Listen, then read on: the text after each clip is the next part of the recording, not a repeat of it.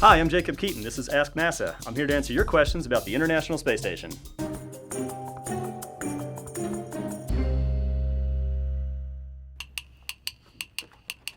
What is the International Space Station?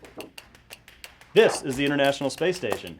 This is an orbiting outpost that is humanity's first permanent home away from home. It was built over the course of a decade by 15 different countries and 5 space agencies. On board, the crew lives in these cylindrical sections. Together, they're about the size of a 5-bedroom house that houses 6 people. This right here is the Canadarm, which is a robotic arm that lives outside. It's about 50 feet long, maybe a little more, and it's capable of moving all of these pieces of the space station around like a construction set. This is the Japanese laboratory complex right here. You can see we got a little astronaut right there for scale. Each one of these boxes is an external experiment that's exposed to the vacuum of space.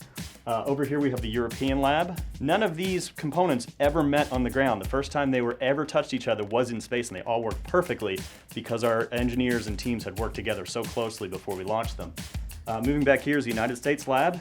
That's where everything meets and joins up. This is the airlock right here. That's where the astronauts do spacewalks from. They put on their spacesuits and they can go outside. These are the solar arrays. There are 8 of them, and this is what powers the space station. It's an entirely solar-powered vehicle. And that's the International Space Station, our orbiting home in space.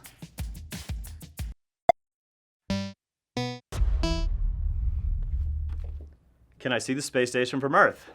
Yes, you can. The space station is actually the 3rd brightest object in the sky after the sun and moon.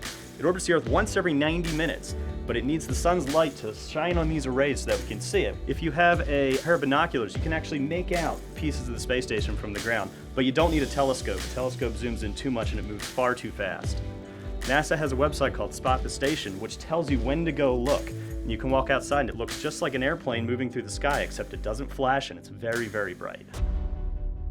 The space station weighs about 900,000 pounds and took more than 40 rocket launches to get it into space. The space station runs on Greenwich Mean Time because the space station partnership spreads around the entire world, so we had to pick one time zone that everybody could reference off of. The space station does have Wi-Fi. A lot of the external payloads communicate with the inside of the space station via Wi-Fi. The space station is about the size of a football field, including the end zones from end to end, and from front to back is about the size of a football field to the sidelines.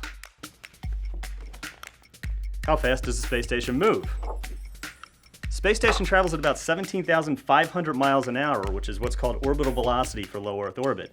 This means it circles the Earth once every 90 minutes. It means the crew gets to see 16 sunrises and 16 sunsets every day. What do the astronauts on space station work on? The crew on the space station is there to do research into all kinds of scientific disciplines, from earth science to space science to microgravity research to biology to just what it's like to live and work in space. When the crew isn't maintaining the space station, they are exploring the effects of microgravity on their own bodies as well as on the systems that we will need to go further into the universe.